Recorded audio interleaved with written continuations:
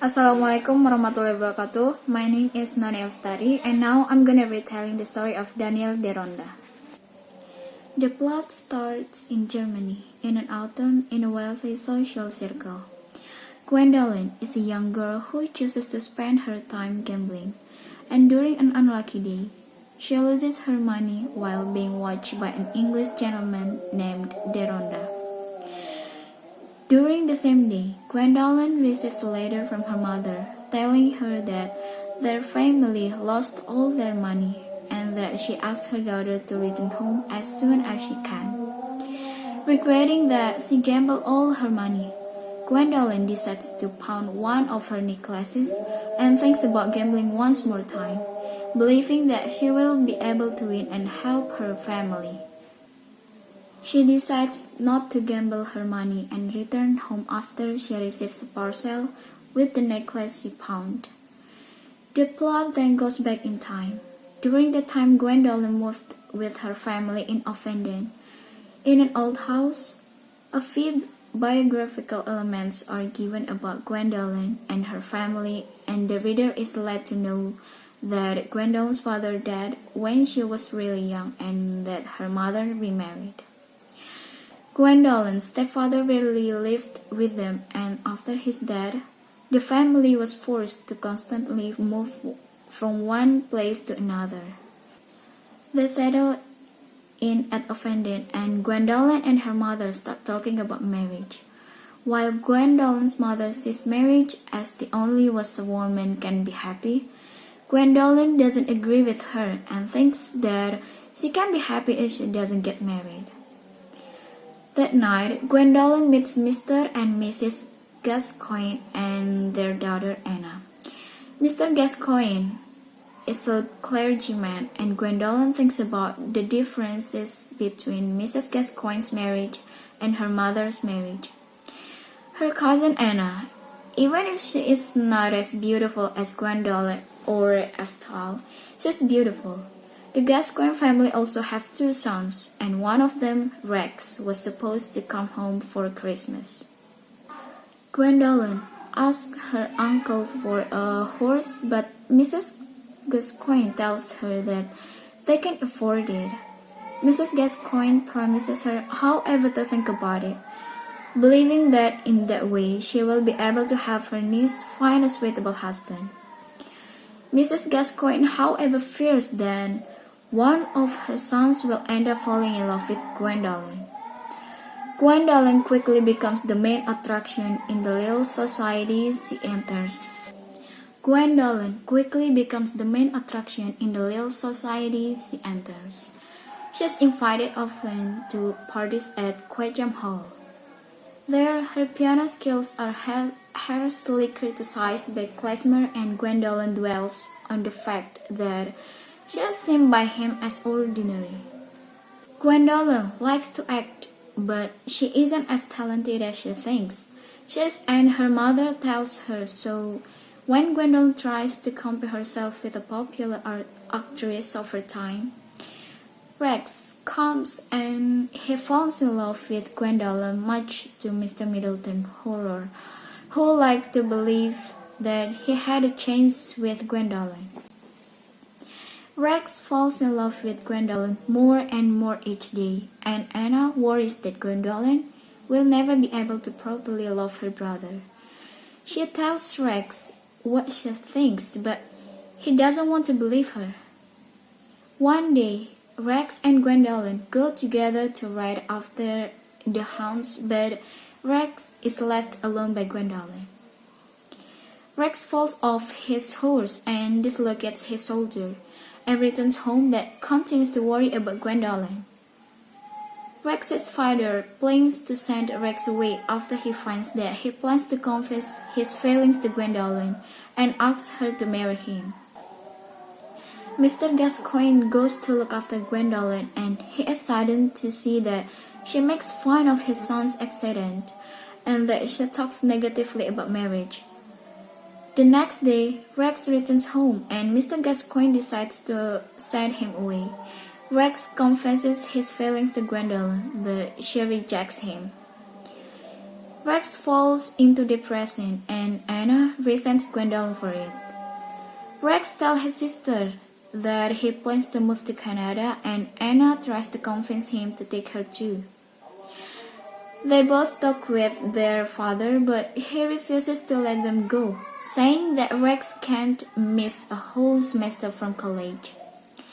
8 months after Gwendolyn moved to Offendon, Grandcourt, the heir of Sir Hugo, moves to Diplo Hall.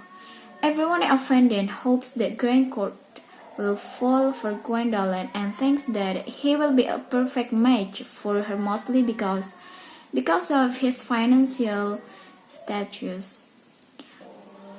When Gwendolyn goes to Brackenshire Park for an archery meeting, she is noticed by Grandcourt, and they decide to meet later at the ball.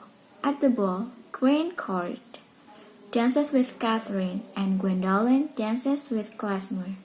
Gwendolyn is invited to dance by Grandcourt and they start flirting. Grandcourt expresses his desire to marry with Gwendolyn, but Last disagrees. It seems that there was a possibility of Grandcourt not inheriting his uncle's money, so it was a safer option to marry Catherine, a girl with a large fortune, instead of marrying Gwendolyn, who was financially unstable. Gwendolyn is uncertain on whether to accept Grandcourt's imminent marriage proposal or not, but she's convinced by her uncle to accept it, even if that meant abandoning everything she believed in regarding marriage. The next day, another archery event takes place and Gwendolyn is sure that Grandcourt will propose to her. Before he has the chance, Gwendolyn receives a letter asking her to meet a stranger at the Whispering Stones to talk about Grandcourt. Gwendolyn goes there, and she meets with Lydia, Grandcourt's mistress with whom he has 4 children. Gwendolyn promises that she will not accept Grandcourt's proposal and then leaves. Gwendolyn tells her mother that she was going to refuse Grandcourt's proposal and that she plans to leave and join some of her friends in Dover. The plot then shifts to Daniel DERONDA and Mr. Hugo. Grandcourt and Lass also go to Lebanon, where they meet with Daniel and Mr. Hugo. They talk about Gwendolyn and Lass lets it slip that Grandcourt wanted to marry her. Daniel, however, is not interested in marrying her at all and says that he would sooner run away from her. We find a few things about Daniel DERONDA. He has been raised by Sir Hugo, and to that day, Daniel still hasn't found who his true parents were. We find a few things about Daniel DERONDA. He has been raised by Sir Hugo, and to that day, Daniel still hasn't found who his true parents were. At one point, he even believed that he was Sir Hugo's illegitimate son. Daniel is Grandcourt's complete opposite. He is kind and wants to help those around him, even if that meant he was going to be at a disadvantage. For example, he helped a young girl named Mira. Daniel meets Mira one day when he was walking along the river Thames. He realizes that she's upset and that she plans to drown herself, so he convinces her not to do it and then takes her to some of his friends to take care of her. Mira is a young Jewish girl who used to travel with her father and work as a singer since she was young. Her father had a gambling problem, and because he accumulated a large debt, he planned to sell Mira to a European nobleman as a mistress.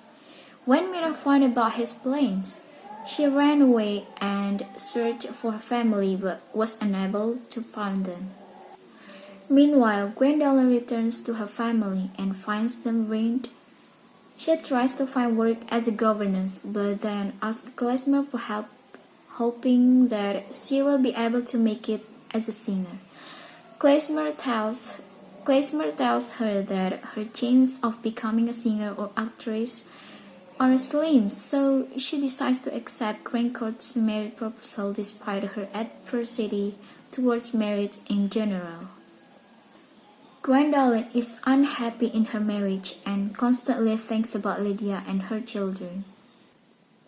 During this time, Daniel becomes intrigued by Judaism and the Jewish community. He meets Mordecai in Frankfurt, and after a brief conversation with him, Daniel meets with his mother in Genoa, and he finds that his mother is dying. His mother reveals to him that he is Jewish and that he was raised by Sir Hugo because she was a singer and Sir Hugo fell in love with her. Thinking that he will be able to provide a better life for him, she asks Sir Hugo to raise Daniel and he accepted. When Daniel returns to London, he finds that Grandcourt drowned while he was off sailing, so he tries to comfort Gwendolyn. He reveals to everyone his Jewish origins, and then he proposes to Mira. She accepts to marry him, and together they decide to try and carry on Mordecai's dream of creating a Jewish nation.